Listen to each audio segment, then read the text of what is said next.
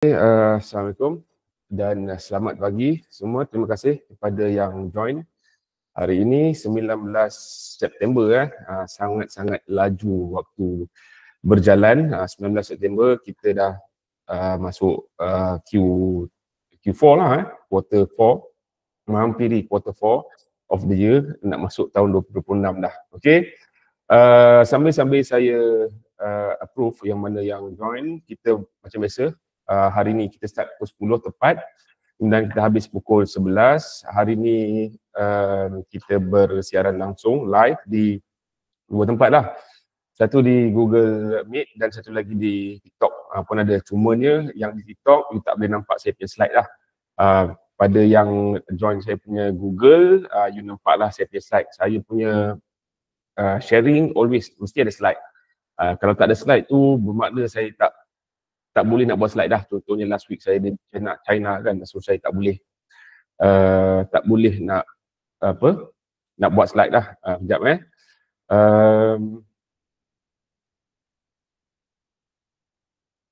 okay, saya nak buat something supaya tak mengganggu lah saya punya session ni. Siapa nak join boleh join je. Siapa nak join dekat ni lah Google Meet lah, so saya tak perlu approve lah. Okay, so hari ni adalah webinar saya yang ke-77. 77, sedap dengar kan? Sebab target saya adalah 100. Okay, bagi yang belum mengenali saya Coach Abdul Fazmin daripada program ni lah, Malaysia Halalpreneur. Kita punya webinar hari ni saya buat di Malaysia Halalpreneur sahaja.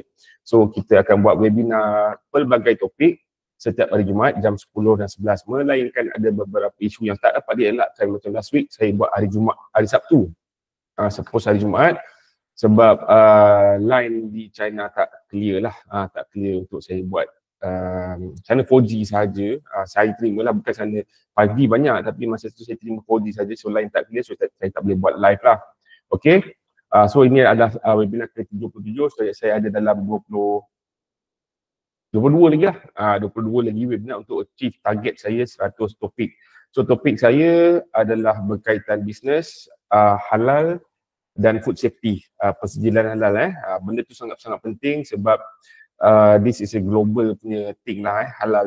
Kalau tak adalah China pun nak persijilan halal ni kan. China mainland China, tak adalah dia nak persijilan halal ni. So dia nak insist JAKIM punya instead of luar-luar negara ada banyak persijilan tapi dia insist on JAKIM, untuk dia nak recognition by JAKIM. So kalau kita as a Malaysian punya entrepreneur, kita tak ada persijilan halal JAKIM, kita tak ada persijilan halal tu sangat-sangat rugilah.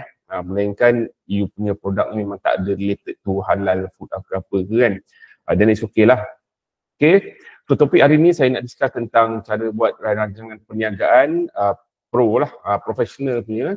So you boleh submit kepada agensi pembiayaan ke, you boleh submit kepada bank ke.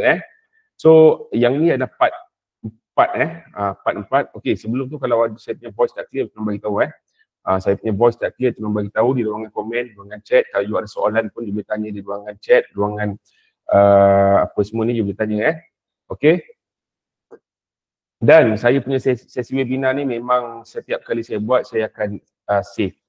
Saya akan record. Okay, kita akan edit dan kita akan share link tu di inilah, di Malaysia Halalpreneur punya community lah, apps phone, mobile apps, kita ada apps, so you all boleh tengoklah pada bila masa yang you senang. Saya faham bila hari Jumaat ni pagi is a working punya time kan, working hours, so ramai yang tak boleh join, ramai yang sibuk apa semua, then you all tengoklah recording kat situ. Okay, so setakat ni kalau 77 tajuk, ada 77 recording kat situ, pelbagai topik.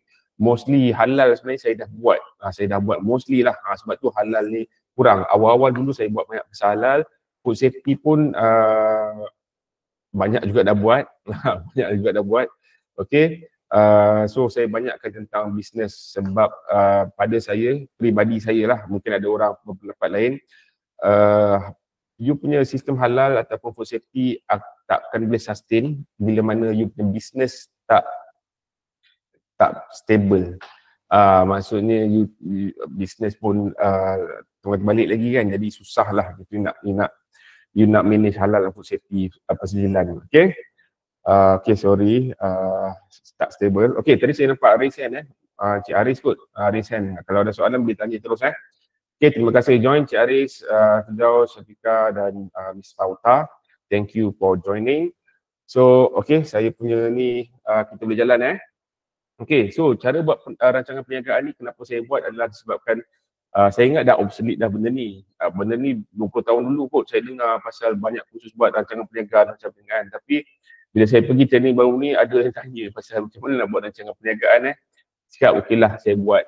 Kenapa saya nak buat? Sebab yang best ni adalah saya buat sekali dan record. So benda tu in the future saya tak perlu buat dah. Saya tak perlu buat dah. Siapa yang nak tahu pasal nak buat rancangan perniagaan? Ni saja. Ini dia.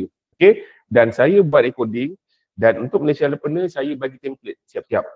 Tapi template dia belum ada lagi Belum ada lagi. Habis sahaja 55 siri 55 terakhir.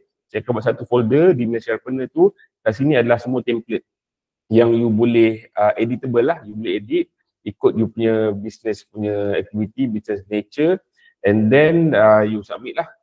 So saya make sure that you punya template tu is professional punya dan dia complete seperti apa yang nak bagi duit ni nak. So hari ni punya topik ni sangat-sangat penting sebab dia cover dua topik lah. Dua topik penting dalam rancangan perniagaan ni. Rancangan perniagaan ni business plan lah. Dia cover dua benda penting iaitu analisa risiko, analysis, risk analysis, dan satu lagi adalah yang paling susah nak buat dalam rancangan perniagaan ni adalah sebenarnya perancangan kewangan lah. Perancangan kewangan ni sebab dia melibatkan angka-angka, dia melibatkan fokus apa semua. Biasanya yang buat ni adalah orang yang background accounting lah. So kita ni tak tahu macam mana. Sebab tu ada orang bayar 1,000, ada bayar 2,000, 3,000 kepada orang yang buat rancangan perniagaan ni untuk bahagian tu sebenarnya. Tak tahu nak buat macam mana. So bila saya buat benda ni, saya mengharapkan dia dapat membantu IKS kita tanpa mengeluarkan duit yang banyak. Mengeluarkan duit yang banyak kepada orang untuk buat benda-benda. Of course, kalau you ada budget, then bayar je lah. Bayar je lah. Okay, that's another story lah. Macam saya awal-awal dulu, saya bayar sebab saya tak tahu kan. Saya bayar lebih kurang 3,000 lah. Saya bayar 3,000. Tapi bila dah tahu, macam ni je yang kita dah tahu. Bila itulah benda je. Bila kita tahu lah macam ni je rupanya. Rasa macam rugi pula bayar. 3,000 kan. Macam ni je rupanya kan. Sebab dekat internet pun tak banyak yang proper ada rancangan perniagaan yang 10 helai pun ada. Kita tak nak sebab kita rancangan perniagaan ni kita nak convince orang untuk bagi duit kita. Sama ada dia investor ke, sama ada dia agensi pemberi pinjaman ke, ataupun dia bank ke, kita nak convince dia. Takkan kita nak convince dia dengan 10 page punya rancangan perniagaan. Bila kita bagi 10 page punya rancangan perniagaan, kita pun yang kita nak bagi duit ni kita dah tahu dah. Ini memang duit kalau aku bagi, pergi, duit tak kembali. Duit dah pergi tak kembali. Sebab how you do thing is how you do everything. Kalau you buat business plan pun macam ni, acuh tak acuh, apatah lagi you buat business you. Betul tak? Sebab tu kadang-kadang orang malas buat benda ni, diupah orang biar buat cantik, kemas apa, boleh convince. So bila convince tu dah dapat duit tu cantik, business pula tak jalan proper. Tu lain cerita lah. Ada entrepreneur yang saya kenal tu dia pandai buat rancangan perniagaan ni. Memang proper, dia buat cantik apa semua. Business dia tak pernah sukses pun, tak pernah jalan. Dia dapat fund, dia buat fail. Dia dapat fund, dia buat fail. Dia buat biskut lah, dia buat ni lah, dia buat ni, fail.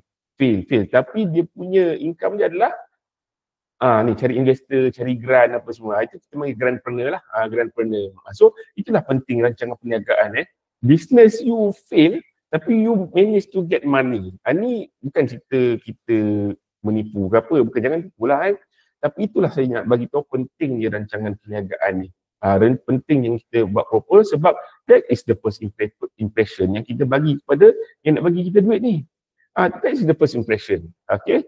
Gagal di peringkat awal, terutama sekali dalam executive summary apa semua tu, lagi-lagi dalam kita buat prepare tu, lagi-lagi kita buat 10 helai, itu pun dah bagi bad impression lah. Belum buka lagi paper tu.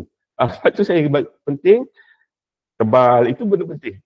Tebal, kemas, cover itu kita discuss waktu 5 ke 5, macam mana kita nak perfect lagi kita punya rancangan perniagaan supaya chances untuk kita dapat chances untuk kita dapat kita punya pembiayaan, objektif kita tu tercapai. Okey, so kalau ada soalan boleh tanya di bahagian chat. Saya tak open untuk voice lah sebab kita dah 1 jam sahaja dan mungkin banyak yang saya perlu bicarakan lah dalam topik ini. 1 jam sahaja, saya tak nak buat 1 jam lebih. Okey, kalau plan kita untuk 2026, yes, kita akan ada 1 day punya training lah. Tapi of course lah, that one is not free lah. That one is more on serious punya matter, then one is more technical. So macam ni, dia lebih kepada sharing, chunk size, kecil-kecil apa semua, 1 jam, tapi bila compile, banyak sebenarnya. Bila compile, 77 jam saya dah buat webinar ni. Bayangkanlah. Okay? Awal-awal dulu saya masih ingat lagi, agak tough lah saya nak buat banyak kekangan apa semua kan, susah, rasa malas lah apa, tapi sekarang saya dah okey dah. Penat-penat pun saya buat Sabtu. Hampir-hampir gagal lah last week tapi saya tukar hari Sabtu. Ada juga yang attend saya tak expect pun ada attend, tapi ada juga yang attend. Okay, so kita boleh mula. Topik ni senang saja. Sebab saya nak pecahkan rancangan perniagaan ni kepada 5 topik. So untuk topik keempat ni saya akan fokus kepada analisa risiko dan tools untuk analisa risiko dan rancangan kewangan. Ini benda penting yang you all kena tahu sebab jarang saya tengok orang letak risk ni dekat dalam dia punya rancangan perniagaan. Risiko ni sangat-sangat penting sebab nanti saya ceritakan sebab kenapa. Okey. Sekejap saya nak pastikan saya double check record. Okey, very good. Sebab saya takut saya tak record habis. Okey, apakah cabaran dalam kita berbisnes ni, apakah cabaran anda dalam menguruskan kewangan bisnes? Jangan kata anda tak ada cabaran mesti ada cabaran. Unless you belum mula bisnes ataupun you baru mula bisnes. Sebenarnya baru mula bisnes pun mungkin ada cabaran lah. Cabaran untuk dapat modal tak ada, itu biasa alasan kan. Modal tak ada unless you orang kaya, memang dapat duit daripada ayah untuk run bisnes dan you tak ada isu lah pasal kewangan apa semua Okay, so basically kewangan ni memang ada je cabaran. Bukan saja awal, fasa nak grow pun ada, fasa nak sampailah fasa you exit baru kewangan tak ada.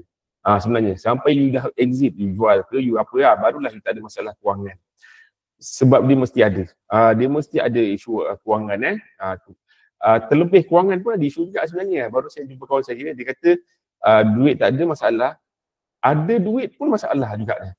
Kita kena banyak tax. So macam mana kita nak uruskan duit yang banyak ni supaya tak kena tax. Duit banyak pun ada masalah. Masalah terlalu banyak duit. Okay. So itu benda dia. Okay. So you boleh share kepada kawan-kawan you lah. Share kepada kawan-kawan yang meniaga bisnes di TikTok ni. You share kepada kawan-kawan you yang sepatutnya mendengar ni, you share sebab ni penting untuk diorang. Dan kepada yang dalam Malaysia Lepas ni boleh share juga. Okay. Tapi Malaysia Lepas tak boleh share lah sebab yang dalam grup WhatsApp dan dalam Malaysia Lepas community sahaja yang dapat link ni lah sebenarnya. TikTok you boleh share. Okay. So dia mesti ada masalah kewangan, masalah cash flow, masalah modal, masalah nak grow tak ada duit, masalah apa lagi? Masalah bayar tak bayar. Saya pun ada masalah tu, bayar tak bayar. Kebetulan jumpa pula semalam, saya pergi Mihas, jumpa pula orang tu, ni macam kenal ni. Hutang tak bayar lagi ni. Tak apalah, saya senyum je jalan. Tak ada guna kita nak apa? Memikirkan benda yang dah 2 tahun lepas, 3 tahun lepas kan. Just carry on dan move on dan do better. Sebab semua tu ada ilmu kan. So kita tak kisah customer macam ni kita tak nak deal. Customer macam ni kita tak nak deal. So apa cabaran dalam kewangan? So kalau dalam ni boleh share dalam chat apa masalah kewangan. Sudah rugi ke apa ke. Okay. Okay. So soalan nombor kedua, apa risiko paling besar yang anda hadapi dalam bisnes sekarang? Boleh share dalam ni. Boleh share dalam Google. Apa risiko paling besar yang anda hadapi dalam bisnes sekarang? Bagaimana anda mengawalnya? Awal-awal dulu masa saya set up saya punya training bisnes ni, Al Barakah training lah, masa Halal Society, benda yang pertama sekali saya fikir adalah benda halal ni, this is 2008, 2009 many years back food safety apa semua. Apa benda saya fikir masa tu, adakah benda ni adalah hype semata-mata, tiba-tiba keluar berita orang kecoh, mungkin pada tak ada, atau benda ni memang 10 tahun lagi, 15 tahun lagi dia akan jadi benda yang besar, benda yang penting. So masa tu saya decide tak, food safety lama-kelamaan dia akan jadi makin ketat, makin ketat, makin ketat. Halal dia akan jadi makin penting, makin penting, makin penting. Sebab tu saya all in masa tu. Walaupun masa tu dah ada player, ada yang kata halal tak boleh buat duit lah, slow lah, apa semua orang tak nak apa, saya masuk dalam tu. Saya develop, saya prepare for this time lah. So dah sampai masa ni, of course lah benda sekarang semua cari halal kan. So apa risiko dia? Of course ada, sampai sekarang pun ada. Macam kita training, kita berdaftar dengan Syardi Corp, kita berdaftar dengan MIHA apa semua. So apa risiko dia? Katakanlah tiba-tiba lepas ni kita kena delist daripada diorang. Risiko tak? Risiko lah, sebab benda dia relate dengan kewangan, relate dengan sales, relate dengan revenue. So macam mana kita mengawal? So macam kami mengawal dengan compliance lah. Pastikan kita mematuhi betul-betul apa garis panduan dia. Jangan tukar, sebab kalau kita delist, kita tak boleh buat. Pernah satu ketika kita lambat dalam renew kita punya license. So kita tak boleh jalankan training sebulan. Bayangkan revenue ada ke tak? Adalah, tapi berkurang lah kan. So macam mana kita kawal risiko? Risiko dalam bisnes, of course ada. Kalau you restoran kedai makan, apa risiko yang ada? Risiko you punya chef berhenti. Itu selalu saya dengar. Saya tak pandai masak, kita mengharapkan tukang masak berhenti. Masalah. Tukang masak demand. Nak tak nak, you kena bayar gaji 12,000 yang dia minta. Oh, pening kepala. Itu risiko. You tak nak macam ni. Risiko apa lagi? Risiko pekerja yang kita train. Kita kena curi. Biasalah industri F&B kena curi. Kita kena curi. So banyak lagi risiko. You punya risiko apa? Saya teringat risiko yang kawan saya tu, ni years back saya ingat 2011 macam tu masa tu dia buat bisnes liquid vape. Liquid vape tu, dan saya terkejut sebenarnya, kos untuk buat satu flavor tu dia kata dalam 50 sen je.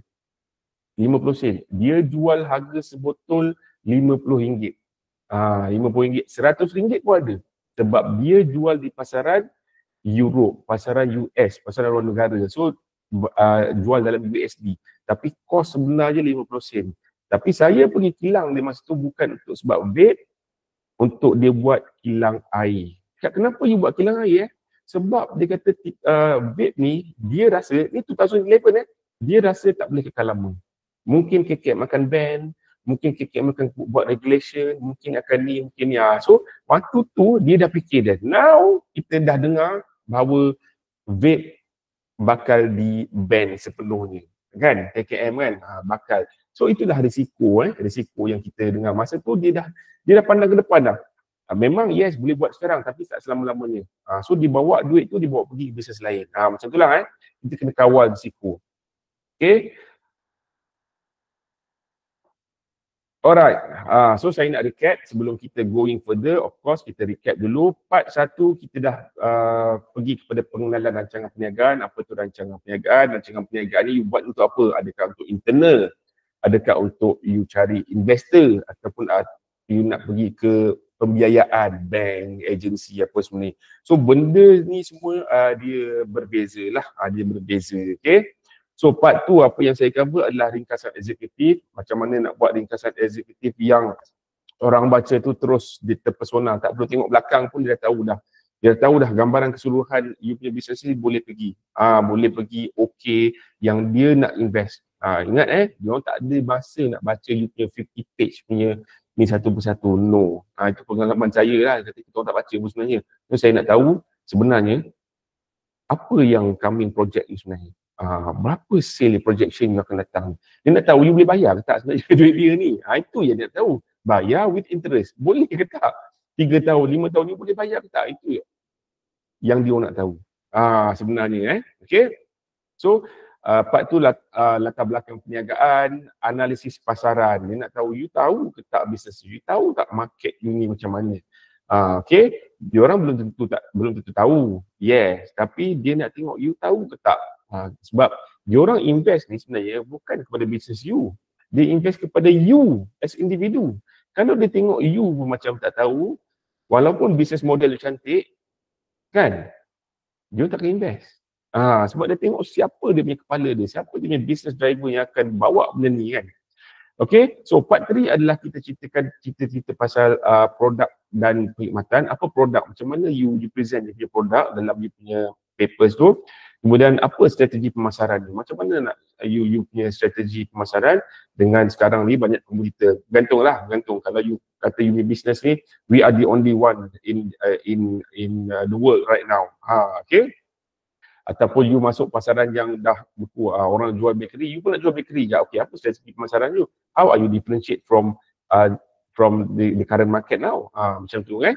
Kemudian rancangan operasi, macam mana you operate you punya business. Okay, so hari ni kita akan cover part 4, 5 adalah analisis risiko dan rancangan kewangan. So last kita akan cover penyempurnaan, macam mana kita nak perfectkan kita punya rancangan perniagaan. Boleh, okay.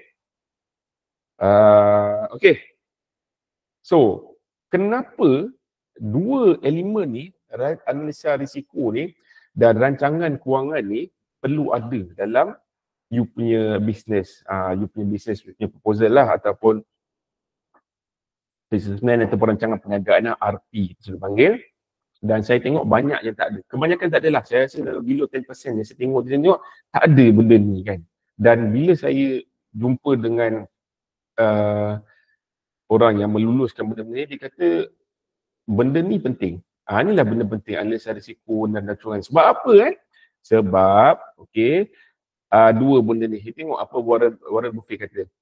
Okay, Warren Buffett kata, rule number 1 is never lose money. Rule number 2 is never forget rule number 1. So, bila dia nak invest duit, dia akan pastikan yang duit aku tak hilang. Sebab tu dia nak tengok betul-betul bisnes ini boleh jalan dan menghasilkan keuntungan ke tak, sebab dia letak duit ni. Okay, sebab tu bila dia letak duit, of course dia tak tahu apa semua macam you kena ceritakan apa risiko, macam mana you mitigate this risk, macam mana you handle this risk. Dia kena tahu. Okay, dia kena tahu. Okay, ini etiquette of the banker. First rule of business is protect investment. So bila mana saya nak keluar duit, saya kena tahu pasal you punya business, saya kena dapat gambaran keseluruhan, ada tak orang yang boleh buat macam ni, boleh counter you, dia kena tahu benda ni. So sebab tu kita kena paparkan terus, this is the risk yang kemungkinan berlaku, dan this is how kita kawal benda ni. Okay, this dia lebih nampak bahawa you betul-betul tahu pasal business you, dan you tahu pasal industri you, dan you ada competitive advantage. Kat sini lah you tunjuk. So ini untuk convince diorang. Okay, memastikan bisnes kekal hidup dan berkembang. Alright. Okay, so analisis risiko. Analisis risiko. Okay, apa yang kita nak analisis? Ada orang dia tak letak ni sebab dia tak tahu apa risiko dia. Aku akan ripat je. Apa risiko dia? Risiko ni banyak, risiko pada bisnes. Sebenarnya memang berlaku pun pada bisnes kita, cuma kita tak perasan lah. Sebab apa? Sebab kita tak sedar benda ni dan kita tak put into consideration. Biasanya orang yang ada vision, dia akan nampak benda ni. Orang yang tak ada vision, dia tak nampak benda ni.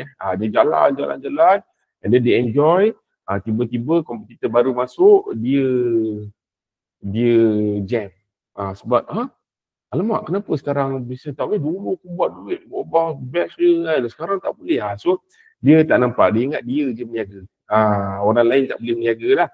So banyak macam tu.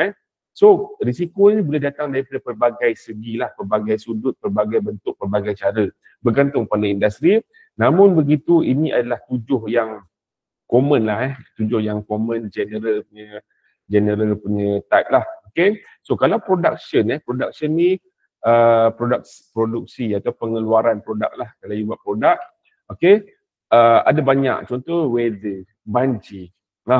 Okay, sekarang ni banjir ke mana? Bali ke Sabah, macam itulah banjir. Okey, sebelum ni tak pernah banjir, sekarang banjir. Sebab apa? Banyak faktor dari segi environment, dari segi apa? Pertumbuhan kat situ. Dulu tak ada banjir pun, tapi sebab bangunan dah banyak-banyak, saliran dia macam tu sahaja dah jadi kawasan banjir. Okey, ataupun penyakit, contohnya ibu ayam, tiba-tiba penyakit H1N1, penyakit bird flu, ada ayam semua kena buang, kena lupuskan apa semua kan, spoil apa semua. Ini semua production. So you kena fikir dekat production you ni, menghasilkan produk tu you jual ni, apa bakal risiko yang ada. Apa bakal risiko yang ada. So you kena fikir benda tu. You kena fikir benda tu of course lah, mungkin cakap lah yang kilang tauku dekat hujung dunia tu elok je buat kilang kotor apa semua ni, elok dia jual. Itu cerita lain lah itu cerita dia menipu pelanggan dia menipu pelanggan, padahal dia punya produk tu tak berkualiti, tak bersih, dia jual. So risiko dia apa? Risiko dia nanti dia kena kesihatan, dia kena tutup dia punya premis lah sebab terlalu kotor. Okay, price, market, reduce premium, high input price. So ada orang main harga, kita ambil contoh ni lah, chocolate moist. Chocolate moist awal-awal dulu harga RM8 keluar, sedapnya semua orang beli chocolate moist cake. Kemudian bila orang tengok-tengok, ni aku boleh buat kan, aku buat, aku jual RM6, kemudian jual RM5, lagi banyak seller masuk, demand kekal ataupun makin berkurang, dah makan tu rasa ni dah kan. Tapi supply makin banyak. Bila supply makin banyak, hukum alam macam itulah, supply and demand. Okey, aku boleh jual RM5. Aku last kali saya tengok ada orang jual RM3. Satu bekas yang sama yang dulunya harga RM8. So macam mana kita nak kawal begitu? Unless you ada secret recipe. Macam secret recipe macam apa betul tak? Penyembuh WD-40 tu. Penyembuh WD-40 tu, sebab saya main basikal juga, dia tak, WD-40 ni sekarang ni baru ada kompetitor dia. Itu pun tak sebagus WD-40. Punyalah gempak WD-40 sehingga kan minyak itu orang panggil bukan minyak pelincir, bukan minyak apa tangkarat, bukan WD-40. You ambil WD-40, sebut nama brand terus. Nama brand tu dah jadi macam nama umum lah. Contoh macam Thermos lah. Walaupun nama dia Aseng ke apa semua, tetap orang panggil Thermos. Punyalah dia melekat dengan penggunaan dia tu kan. Macam tu lah. Okay. So, cerita pasal apa tadi cerita pasal produk tu lah. Melainkan you ada produk yang betul-betul orang tak boleh tiru. You punya secret recipe sangat sedap, apa ni, orang tiru pun tak sama apa semua, then you boleh bertahan lah dalam market ni. Tapi di market yang macam ni, yang price macam mana you nak kawal ni? Okay, casualty, fire, weather, theft, ini merujuk kepada premis lah. Macam mana you kawal premis ni daripada bencana-bencana. Of course kita ada insurans, contohnya kan. Okay, teknologi, you buat benda ni kan. Even saya tengok satu yang dia buat apps yang memang dahsyat lah pada waktu itu. Sekarang pun apps tu menurun. Sebab apa? Sebab cara dia buat nama dia apa? Click funnel macam tu lah. Click funnel dulu memang top lah. Dia buat sistem untuk menjualan apa, sekarang dah tak berlaku lagi. Sebab banyak komputer, kita ada AI, banyak teknologi yang dah memudahkan lagi proses tu. Yang mana orang fikir, aku nak bayar benda $100 sebulan, baik tak bayar lah, sampai rugi, aku dah boleh buat ni secara, dah banyak option dah. Dah banyak option lah. Itu macam mana teknologi kita kena disrupt. Relationship dengan landlord, dengan lender, dengan supplier, dengan chef, dengan you punya key person, macam mana. Saya ada satu company ni, dia punya 80% daripada dia punya sale adalah untuk produce kilang dia punya, dia buat aiskrim kan. So dia outsourcekan untuk buat satu base punya produk ni kepada ni. So 80% dia punya sale adalah bergantung pada ni. Saya tak tahu dia relation sebagai adik-beradik ke, relation sebagai kawan ke apa. Bayangkan kalau jadi apa-apa di antara dua ni, persis faham, Yang ni A ni kata, okay, aku tak nak kau buat dah, aku buat sendiri ataupun aku pass pada kilang lain. 80% automatically lost dekat sini. Automatically lost dekat sini. So macam mana you jaga relation? Samalah macam Petros dengan Petronas sekarang kan. Itulah dia relation. Macam mana you jaga risiko kan. Kalau kedai tukang masak, kalau saya business dan training, macam mana kita jaga hubungan dengan trainer. Kalau trainer tak adalah training, siapa nak deliver training? Kalau tukang masak tak adalah nasi goreng, siapa yang nak masak nasi goreng kan? Macam tu. Okay, legal dan regulatory. Bayangkan tiba-tiba datang legal macam KKM cerita tadi kan. Tiba-tiba KKM kata no more vape, diharamkan sepenuhnya. Macam mana you nak buat? Okay, sama juga macam kita orang. Tiba-tiba delist daripada sebab tak melanggar peraturan. Halal ke apa, melanggar peraturan. Apa you punya kawalan risiko tersebut lah. So you kena fikir bahagian tu. Okay, human ni underperforming manager. Okay, human ni senang cerita you punya staff lah. Senang cerita macam saya cakap tadi, tukang masak. Tukang masak. So macam mana you punya tukang masak ni?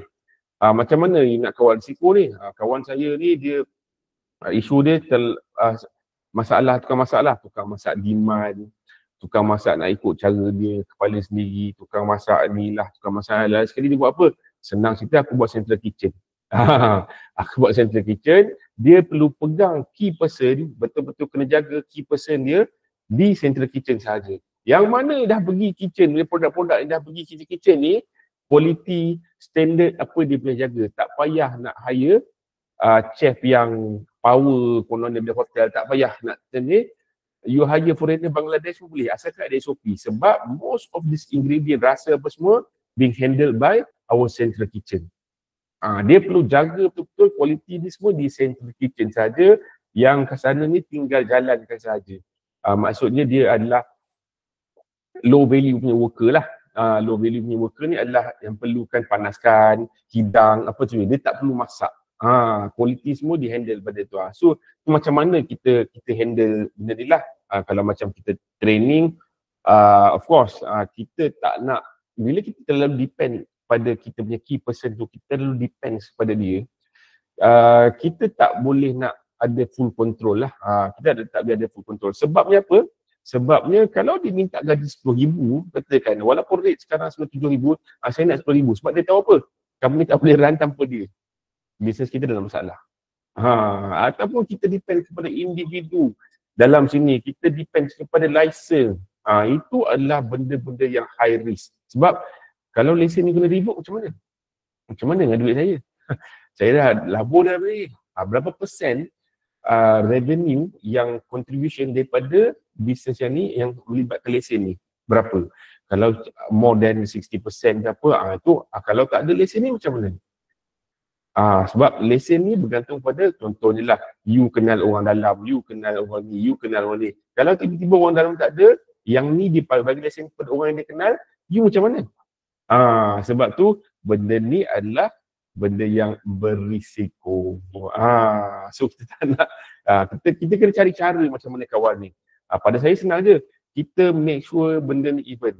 Okay, walaupun ni benda kritikal, tapi dia meliputi dalam 30% saja revenue kita. Kita ada revenue lain lagi, dan kita akan keep cari source yang baru supaya yang ini tak nampaklah penting sangat. Maksudnya kalau jadi apa-apa ni, kita lose around 25% daripada revenue, tapi kita ada cara lain untuk gantikan difference. That's a good thing yang kita nak tengok. Sebab apa kita kena kenal, kita kena tahu, kita kena analisis risiko ni. Sebabnya adalah disebabkan ini.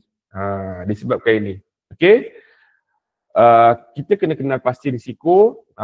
Okay, sebab kita nak langkah nombor 2 ni, penilaian risiko, dan kita nak go to langkah nombor 3, rancang dan strategi mitigasi. Yang ni kena ada dalam rancangan perniagaan. Okay, so langkah nombor 1 kita dah kenal pasti tadi. You boleh guna tools, contohnya guna SWOT analysis. Biasa orang pakai SWOT analysis lah. So SWOT analysis ni you buat dan you letak dalam you punya rancangan perniagaan RP, one page. Ceritakan betul, ini kita punya strength, weakness, opportunity, threat. 4 benda ni macam mana Kita dah buat sebelum ni kan, pakai SWOT analysis juga untuk analisis pasaran. Kita buat SWOT analysis tu juga, itu yang best SWOT analysis, yang kita pakai banyak benda kan. Kita pakai SWOT analysis juga untuk assess kita punya risk. So macam mana nanti saya tunjuk kat belakang ni dah. Okay, so risiko dia mesti merangkumi 4 benda ni lah. Risiko direct dia risk, risiko indirect, risiko luar external, dan risiko dalaman internal. So dia kena ada 4 benda ni. Okay, so langkah nombor 2, bila kita dah kenal pasti, macam kita bincang tadi, kita kenal pasti dah dia punya risk apa semua ni. Second step yang kita kena buat adalah kita kena nilaikan risiko ni. Ini adalah high risk ke ataupun low risk. Okay, contohnya kalau risiko dia adalah berkaitan dengan special license contohnya kan. You nak buat benda ni, you kena ada license dengan ini. So license ni sangat-sangat orang kata susah nak dapat, sangat-sangat senang, limited apa dia ke apa semua, dikawal apa semua kan. So this is high risk. Bila high risk, kita kena ada cara untuk kawal. You kena state kat situ kesan dia, berapa teruk impactnya kalau dia tak ada lesen, ni. Kalau impact dia 50% of our revenue will vanish lah, disebabkan ramai orang datang kepada kita sebab license ni contohnya. Okay, tapi kalau you letak kat situ, kalau lesen ni vanish, kita akan hilang pendapatan 10% contohnya, dia mungkin akan jadi medium risk. So berapa teruk impactnya, tak berapa teruk lah, sebab kita akan hilang 10%, tapi kesannya berapa teruk ataupun dia low risk. Sebab apa? Sebab kita mungkin ada team yang betul-betul jaga bahagian comply betul-betul, dan setakat ni kita rank, setiap kali audit kita rank bagus, contohnya kan. So you letaklah benda tu. Okay, you buat matrix, gunakan matrix risiko, risk, high risk, low risk. Senaraikan semua ni. Benda ni di mata investor, mata nak bagi duit pembiayaan kepada kita ni, walaupun dia mungkin tak faham ke apa, tapi dia bagi impression kepada yang nak bagi duit ni, dia bagi impression bahawa dia ni buat dia punya RP betul-betul tara, dia tunjuk kita punya serius dalam kita punya perniagaan. Betul-betul nak pinjam, betul-betul nak buat duit, betul-betul kita boleh pergi sebab kita buat banyak study. Walaupun sebenarnya, bagi secret, walaupun sebenarnya benda ni tipu-tipu je. That is the reality lah. That is the reality. Tapi sebab tu saya cakap, you nak buat rancangan perniagaan ni adakah untuk unit internal ataupun nak semata-mata nak membuat pembiayaan duit macam saya cakap tadi, grantpreneur tadi. Kerja dia buat proposal je. Proposal dia orang kemas, wayang apa semua kan, tapi bisnes tak jadi. So kalau you nak buat bisnes rancangan perniagaan RP untuk you punya bisnes untuk grow, real punya, sebab tu saya cadang you tak buat format rancangan perniagaan macam yang kita nak bagi pembiayaan ni. You buat BMC, Business Model Canvas. Itu betul-betul kita untuk internal, kita pakai internal. Tapi untuk you bagi untuk you minta duit dengan orang, pinjaman ke apa semua tu, you pakai format ni lah. Sebab tu saya cakap format ni mesti dibuat kemas, cantik. Kadang-kadang ayatnya mengarut pun juga orang percaya. Orang percaya. Ni yang grantpreneur atau bukan scammer lah. Dia ada skill dekat situ nak buat macam mana kan. Okay. Tapi itulah penting perception. Perception is very important. Orang tengok bahawa you ni betul-betul tahu pasal bisnes you. You ni betul-betul confident dan benda ni memang boleh jalan dan boleh profitable. Okay. So langkah nombor 2 kita dah buat. Kita dah menilai risiko kita. Dan kekerapan ni you kena letak ni benda kita nak kata risk ni, kita kena come up dengan percentage atau numbers lah, percentage ke 7%. Kadang-kadang orang kata banyak ni, banyak berapa? Dalam 2-3%, 2-3% tak banyak. 2-3% tak banyak. Ini masalah ni bakal berlaku ni apa semua ni. Banyak ini kan. Banyak kan. Berapa banyak? Dalam 10 tu 2. Itu tak banyak.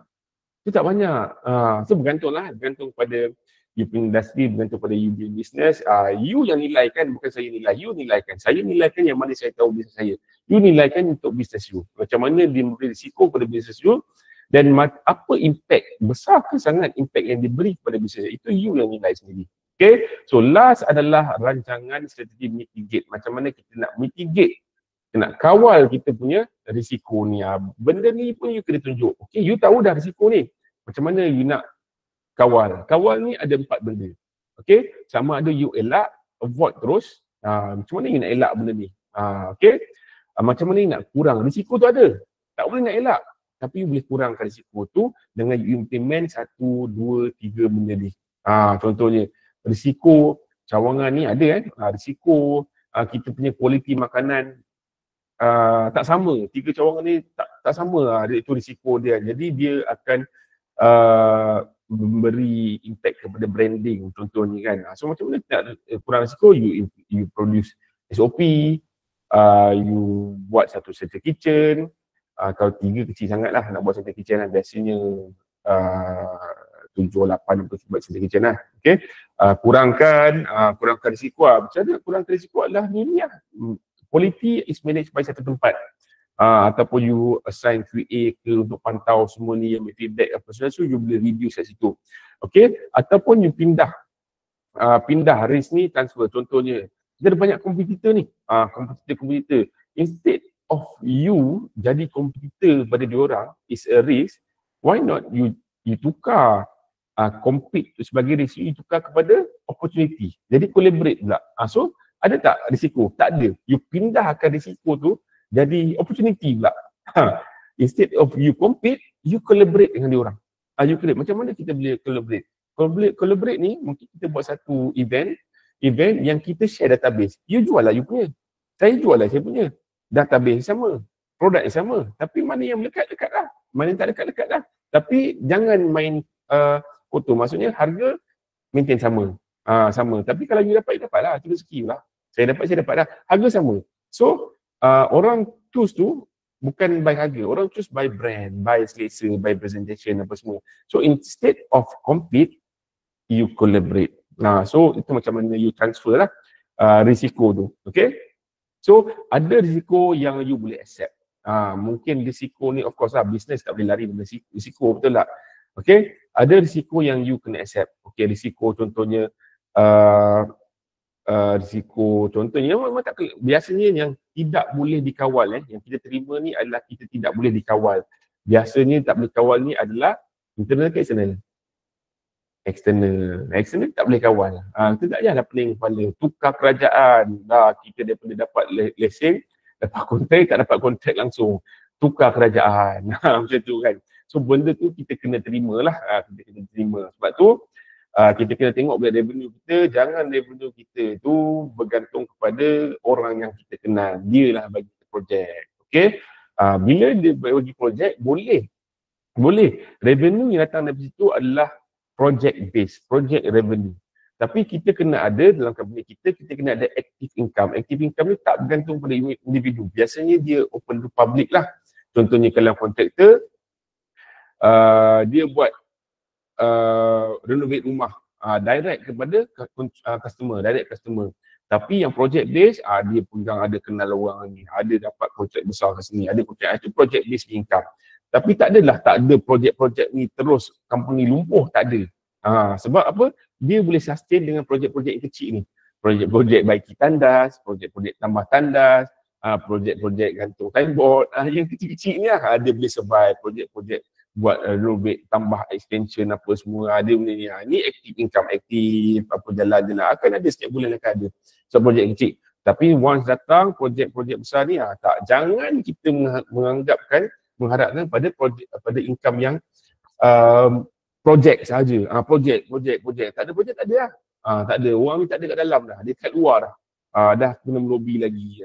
So, itu antara benda yang kalau saya lah, sebenarnya saya elakkan lah benda-benda yang projek ni. Sebab saya pernah buat projek tu, saya pernah buat Unify punya installation kan. Sangat-sangat bukan saya punya forte lah benda-benda nak melobi ni kan. Okay, so bukan saya punya ni lah.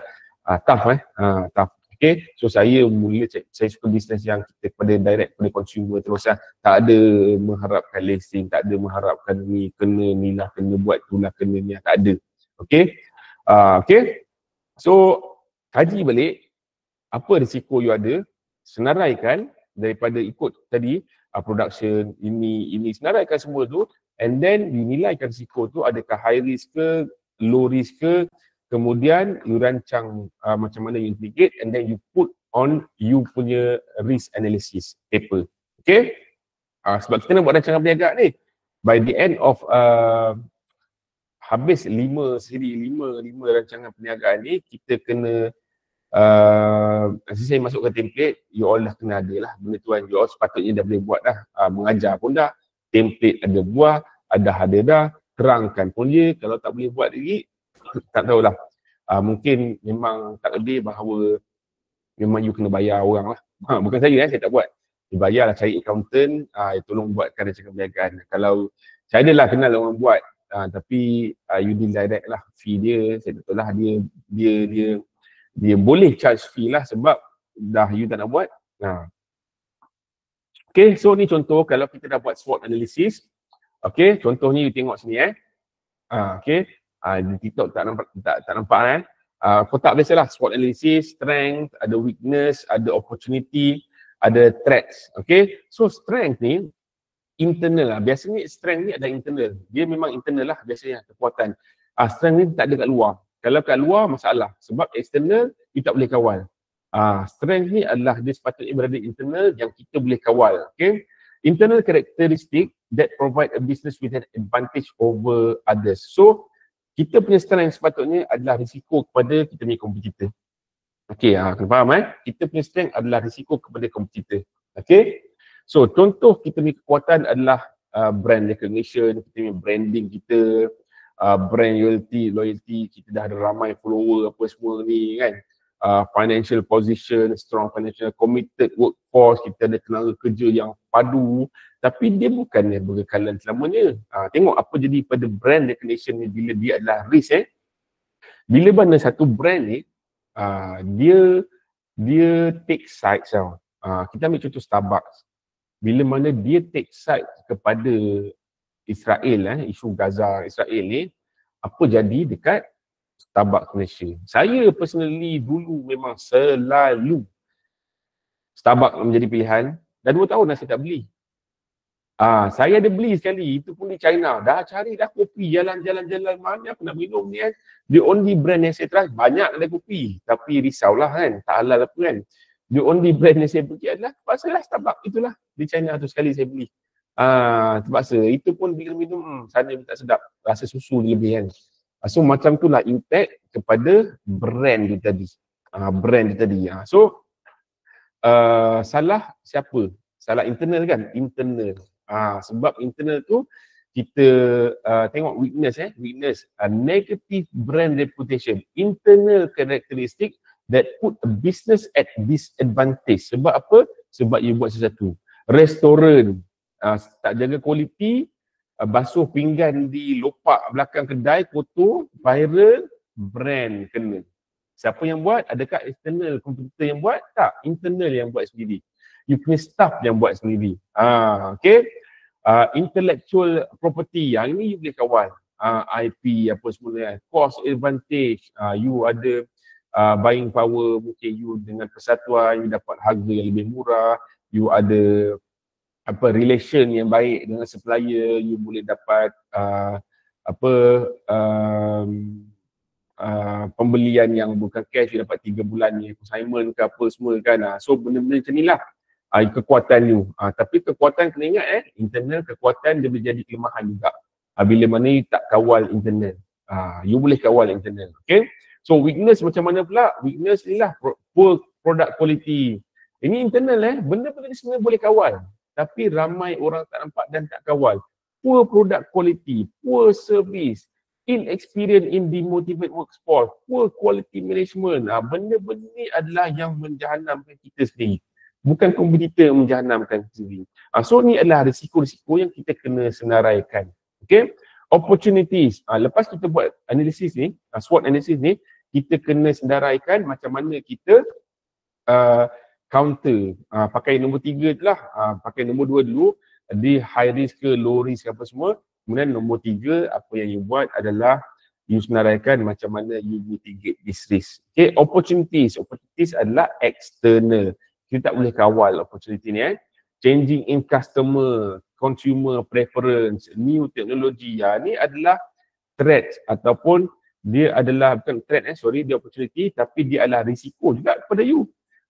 New technology bagus kan, tapi risiko tak kepada you? Yes, risiko. Contohnya you dah berbisnes lama pakai sistem manual. Sekarang semua dah ada QRT, jual secara online apa semua ni kan. Okay, so adakah dia opportunities ni dia jadi threat kepada you? Yes, dia jadi threat kepada you. Semalam saya pergi Mihas, saya tak faham kenapa dia bagi tester seaweed which is very good, very nice, sedap apa semua kan. And then jarang saya beli kebetulan dah pergi dengan rumah, nak beli. Saya dah test banyak semua saya elak tak nak beli. Tapi yang ni memang worth it lah untuk beli. Bila nak beli kata, oh minta maaf tak jual. Kita tak jual sini, you kena beli online sahaja. Saya tak faham kenapa. Saya tak faham kenapa. Dia tak nak duit dia. Banyak dia ada benda tu kan. Banyak dia ada kan. Tak tahu mungkin strategi dia. Mungkin style business dia memang macam tu. Dia nak kekalkan orang, you tak boleh beli. Memang takkan boleh beli je. You beli online. Everything is online. Dia tak nak. So mungkin tu cara nak kawal dia punya, saya tak tahu lah. Tak tahu kenapa. Tapi opportunity yang loss lah. Saya dah ready nak bagi duit lah. Okay. Ni teknologi relaxing government, government ni kena hati-hati lah kena hati-hati sebab itulah changing benda ni, changing regulation, syarat makin ketat. Dia boleh tukar anytime benda ni Removal of trade barrier. Kita ada tarif kan. Harga naik memang paling ketara saya tengok. Allah. Saya tak tahulah imported ke tak apa ni. Alah sayur tu apalah saya lupa kan. Sekejap harga RM3.5. Esok boleh jadi RM4. Esok boleh jadi RM4.8. Tu brokoli. Harga dia memang fluctuate betul Okay. Free market policies, low tax, apa semua ni. So benda ni semua main peranan dan dia adalah external opportunity tapi dia boleh jadi threat kepada kita lah. Threats pula change in external punya business environment. Okay, jangan lupa tahun depan kita ada e-invoice. Okay, dan kita juga ada ongoing ESD. So nak tak nak kita memang ke arah tu, Malaysia ke arah tu. Nak tak nak kita kena integrate dalam bisnes kita. Kalau tak kita akan ketinggalan dan dia akan relate kepada kita punya bisnes punya survival. Okay. Okay. Sekejap banyak lagi saya dah cover sebenarnya. Tunggu sekejap. Okay. So rancangan kewangan ni ada 3 sahaja. Yang ni saya tak boleh cerita banyak sebab dia tajuk khusus untuk macam mana you buat forecast. Saya just tunjuk sahaja. Nanti saya masuk ke template dekat dalam dekat dalam Malaysia Entrepreneur punya apps, and then you boleh pakai lah. You boleh pakai. And then you tengok kita punya session dia ikut saya buat satu topik berkenaan forecast ni. PUEC je lah sebenarnya dalam tu Okay, ada 3 benda yang you kena tekan. Of course, kalau kewangan ni banyak lagi, tapi you fokus 3 benda dah cukup lah First kali adalah you punya unjuran pendapatan forecast. Macam mana forecast? Tahun, 2 tahun, you buat 3 tahun dah cukup. Jangan buat 5 tahun, 3 tahun dah cukup. Okay, anggaran cost, macam mana you punya cost structure, macam mana you punya sewa berapa, premise, you punya machine berapa, you punya salary berapa, apa semua.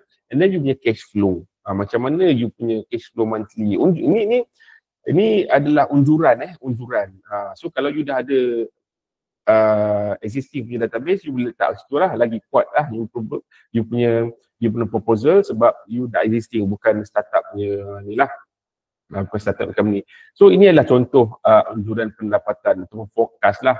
You buat bulan Januari, Februari, March, April, Mei, Jun. So you buat ni untuk setahun. Tapi you kena senaraikan semua ni lah.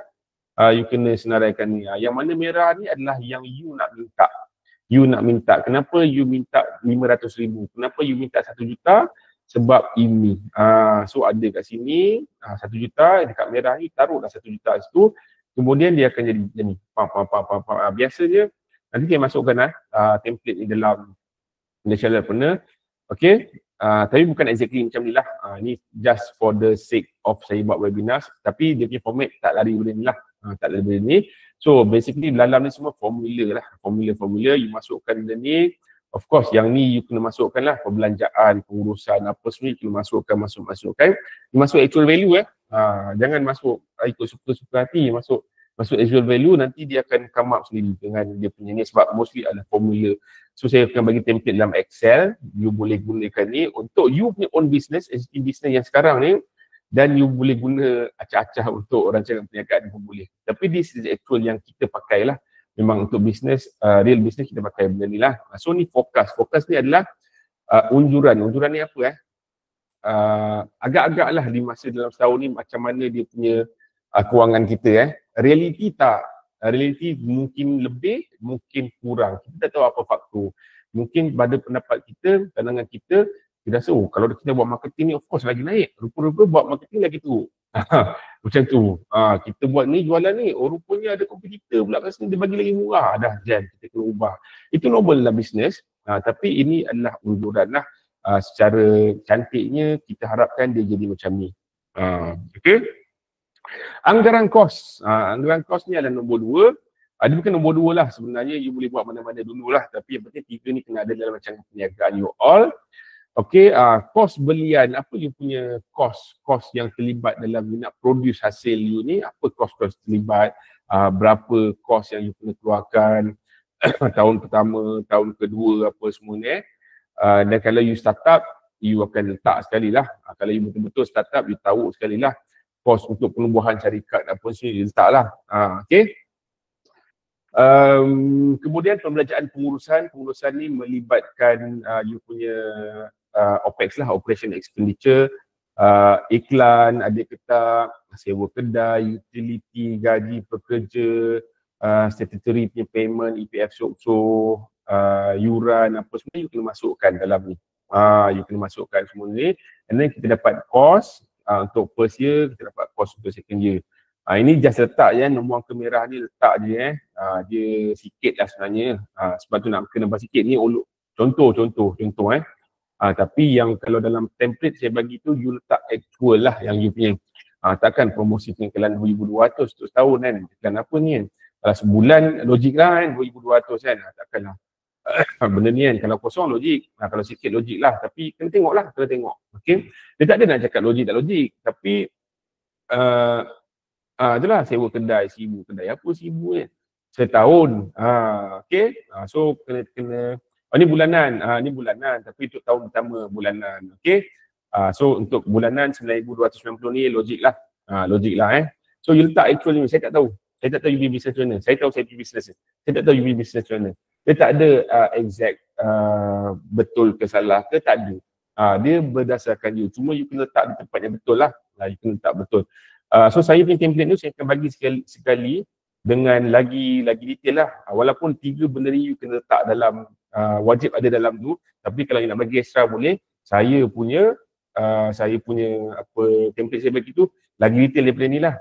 Macam mana dapat gaji pekerja, EPF SOCSO apa semua ni, semua pun ada dalam tu. Formulated. Okay, nanti saya bagi. Tapi itu akses Malaysia Entrepreneur member sajalah yang boleh akses pada tu. Okay.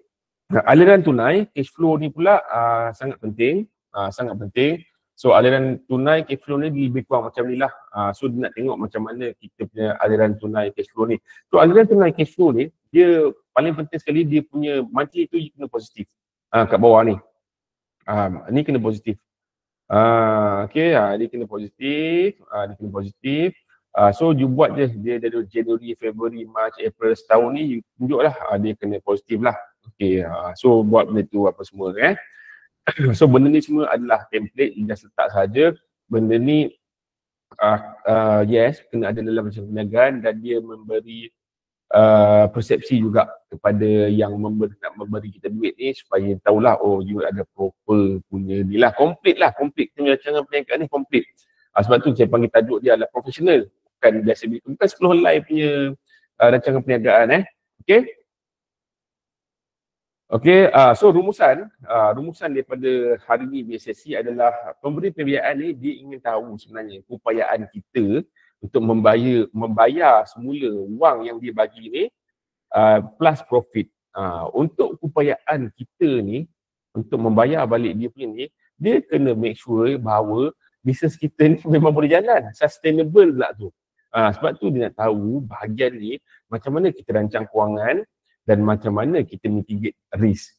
Kalau you kata tak ada risk, memang tak mungkin lah. Tak mungkin. There's always a risk dalam bisnes ni. So dia nak tahu, kita tahu tak risiko dan kita tahu tak cara kawal. Sebab kita nak bagi duit ni. Ingat, first rule of investment is never lose money. Tu Warren Buffett kata kan, never lose money. First rule. So sebelum saya bagi duit, saya kena tahu dulu apa risiko yang aku hadapi ni. Okay. Analisis risiko bukan pilihan. It's not a choice, tapi dia keperluan. Dia mesti dibuat, boleh diurus dengan langkah. So you kena kenal pasti dulu, kemudian you nilai adakah high risk ke low risk, kemudian you mitigate. How you mitigate, macam mana you kawal dia. Okay. So rancangan kewangan ni yang realistik menentukan kelestarian bisnes. Bisnes bukan saja boleh buat profit, dan dia perlu juga untuk macam mana you nak maintain dia untuk ke depan. Itu penting. Okay, so apa yang you boleh buat? First kali, tindakan selepas ni adalah buat senarai risiko perniagaan anda berdasarkan yang saya tunjuk tadi, 7 tadi, apa risk business you all. Okay, sebab nanti kita akan compile nanti untuk jadikan dia rancangan perniagaan, dan you bolehlah nanti nak submit. Bukan masa kita tak ada duit tu baru kita nak buat benda ni. Tak. You compile benda ni when you are ready, bila mana you perlu untuk nak loan ke atau perlu untuk nak dapatkan investor ke apa, you dah ready dah benda ni. Okay, tinggal nak edit lah, of course lah, update sikit-sikit tapi dah ready dah structure dia apa semua. Okay, siapkan 3 laporan berikut menggunakan template, unjuran pendapatan, anggaran kos, aliran tunai. Okay, saya akan masukkan dalam Malaysia Entrepreneur, saya promise kepada members Malaysia Entrepreneur, of course saya akan bagi free sajalah. Sebab you berbayar kan, masuk dalam community you bayar, takkan nak bayar lagi. Of course lah, ada benda-benda yang berbayar, ada benda yang free lah. Most of them are free lah. Jangan risau, okay? So with that, tuan-tuan, terima kasih banyak-banyak kerana bersama dengan saya hari ini, hari Jumaat. Luangkan masa dengan saya, I appreciate it very much lah. Terima kasih. Kita akan jumpa lagi di minggu hadapan, hari Jumaat. Time yang sama, pukul 10. Tajuk saya tak pasti, you boleh tengok tajuk-tajuk kita ke depan dalam Malaysia Entrepreneur punya listing of event kat situ.